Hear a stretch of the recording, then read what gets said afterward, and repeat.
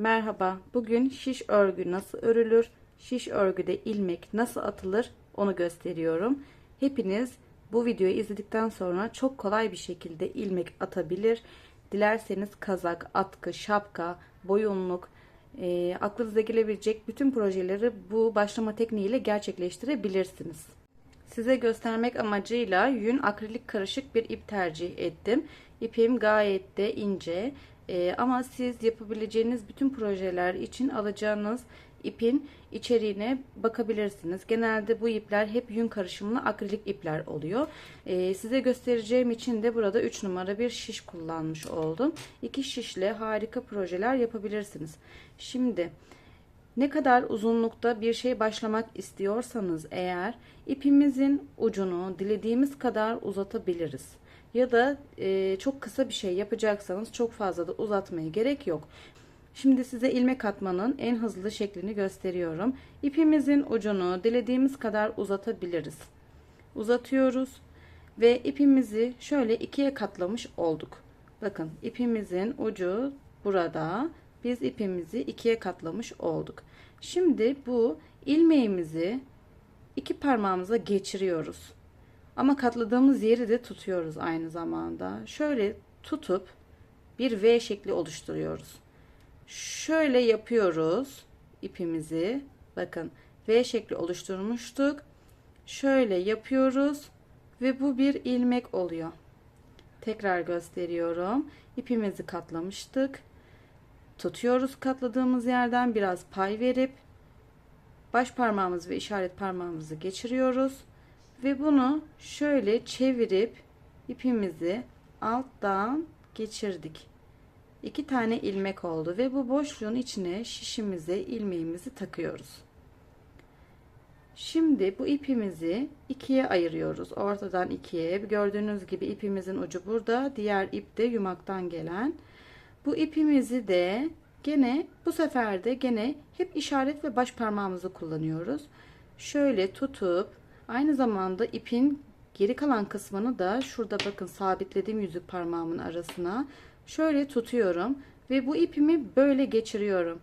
Mini bir kalp gibi olmuş oluyor. Şöyle geçirdikten sonra önce dış çeperdeki baş parmağımdan gelen ipi, sonra da işaret parmağımdan geçen ipi boşluktan geçirip sıkılıyorum. Bakın birinci ilmeğimizi attık. Tekrardan ipi şöyle geçirip ayırıyorum. Bir V oldu. Baş parmağımızın dış çeperindeki ipi dışarıdan girip işaret parmağımızın içine dolanan ipin de içinden geçirip çıkartıp çekiyorum. Tekrar gösteriyorum. Gene baş parmağımızı takıyoruz, işaret parmağımızı geçiriyoruz ve ipimizi bakın hep ipimiz şurada sabit. Tutuyorum. Baş parmağımızın dışındaki ipe sokuyoruz.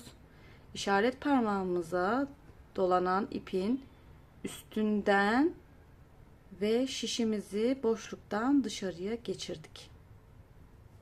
Tekrar yapıyorum. Dışından ve içinden. Ve böylelikle artık ilmek atabiliyorsunuz.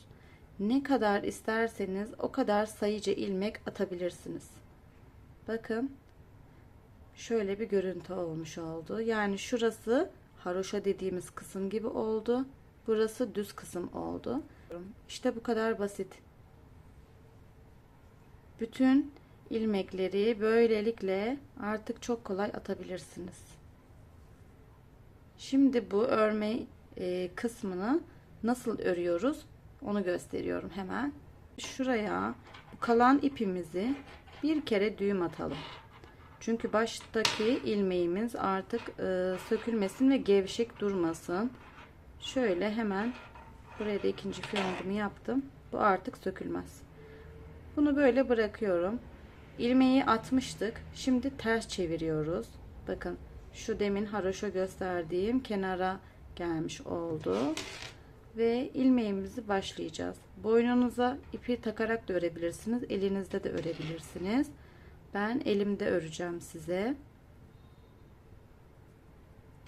Şöyle ipimizi kaldırdık.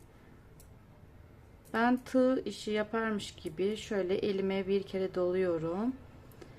İlk ilmeğimizin arkasından soktuk. Bakın. Şöyle göstereyim. İlk ilmeğimizin şişimizi, boştaki şişimizi arkasından geçirdik.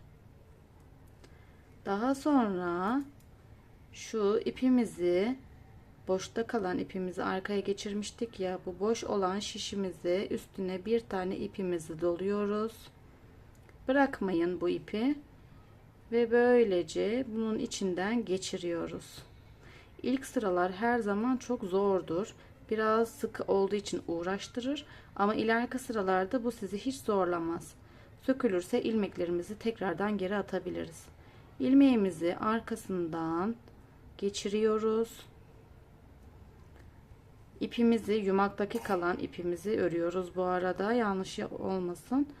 Şu yumaktan gelen ipimizi üstüne atıyoruz ve içinden dikkatlice çıkarttık. Tekrar arkasından soktuk ipimizi, şişimize doladık ve çıkardık. Üçüncü ilmeğimiz de olmuş oldu. Tekrar ipimizi arkasından taktık ve geçiriyoruz. Böylelikle arka yüzünden örmüş olduk. Şimdi bu son iki ilmeğimiz. Başında kıvırarak ilk ilmek atmıştık, orası. Bunun da şöyle önden arkaya geçirdim. Bir tane ilmek attım.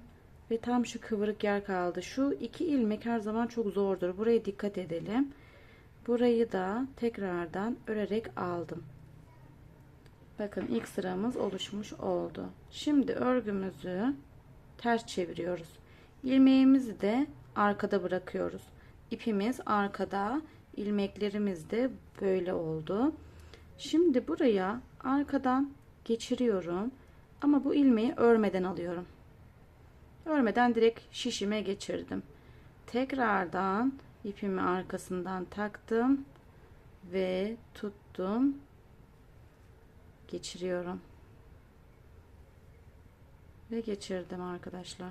Gayet çok zevkli. Kız çocuklarına yazın tatildeyken bile öğretebileceğiniz harika bir haroşa teknik. Arkasından tekrar geçiriyorum. İlmeğimi üstüme attım. Şişimi biraz bakın geri şöyle çekiyorum ve buradan geçirdim. İlmeğimiz oluştu. Çok sıkı örmenize gerek yok. İpinizin kalınlığına göre şiş numarasını tercih edebilirsiniz. Genelde yumakların üzerinde hangi ipi hangi şiş numarası ile kullanacağınız, tığ numarası ile kullanacağınız zaten yazıyordur. Ama bunu siz elinizin gevşekliğine ya da sıkılığına göre de tekrardan ayarlama yapabilirsiniz. Evet, son 4 ilmeğimdi. Şöyle geçiriyorum ve üstüne ipimi alıp çekiyorum. Bunun adı haroşa arkadaşlar. Bir önden bir arkadan olmuş oluyor ama aslında her iki ilmeği de örmüş oluyoruz. Önlü arkalı. Sıra sonlarını örerek alıyoruz ama bir üst sıraya geçtiğimizde sıra başını örmeden alıyoruz. Evet, ilmeğimizi attık ve nasıl örüldüğünü de gösterdik. Buraya kadar izlediyseniz teşekkür ederim. Sayfama abone olmayı, beğenmeyi ve yorum yapmayı, bir sonraki projemiz ne olsun yorumlara da yazmayı ihmal etmeyin. Teşekkürler.